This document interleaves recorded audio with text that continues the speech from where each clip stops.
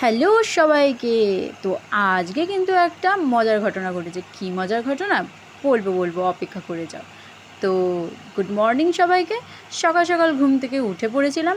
তো মায়ের ক্যাচক্যাচ আর পুপয়ের ভৌ ভৌতেই আমার চোখ তো খুলে গেছে, কিন্তু ঘুম আমার একদম ভাঙেনি। তো ঘুম ভাঙানোর জন্য কী করতে হবে, যাই হোক কষ্ট করে ব্রাশ টাশ করে আমি আমার ডেলি রুটিনের খাবার দাবারগুলো শুরু করে দিয়েছি কিন্তু সকালবেলা ঘুম চোখেই। তারপর কি হয়েছে, ফ্রিজটা খুলে দেখলাম যে আমার ঘুম কাটানোর যে রেস্টটা দরকার, নেশাটা দরকার, সেটাই তো নেই। চললাম দোকানে দৌড়ে দুধ আনতে। হ্যাঁ, ঠিকই শুনেছো, বাঙালিদের প্রিয় একটাই জিনিস চা।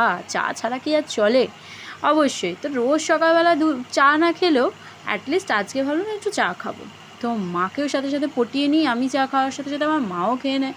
তো এই যে দুধ চা করে নিতেই তারপরে আবার খিদেও পেয়ে গেল। কিন্তু এই যে আমার মা এই একটা ব্রেকফাস্ট বানায়, আমি জানি না, এটা আমার একদম পছন্দ না, মোটে খেতে ভালো লাগে না।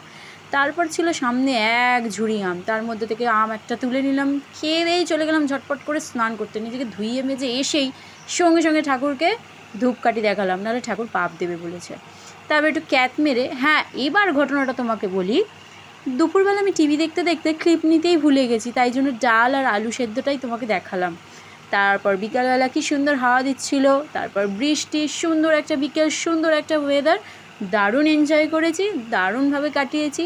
সারাক্ষণ ঘরেই ছিলাম, তারপর পড়াতেও গেছিলাম। তারপর সন্ধেবেলা এটা আমার ডিনার। কে কে এরকম ডিনার খেতে ভালোবাসো আমাকে কমেন্ট করে জানিও কিন্তু।